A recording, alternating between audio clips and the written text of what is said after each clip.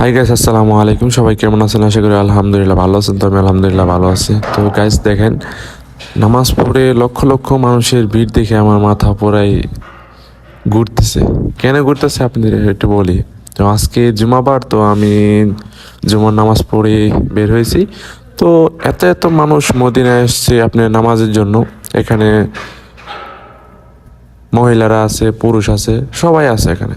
মহিলাদের জন্য আলাদা স্থান আছে, পুরুষের জন্য আলাদা স্থান আছে। তো দেখেন, মাশা আল্লাহ, আলহামদুলিল্লাহ, জীবনে ফার্স্ট টাইম মদিনায় আসলাম।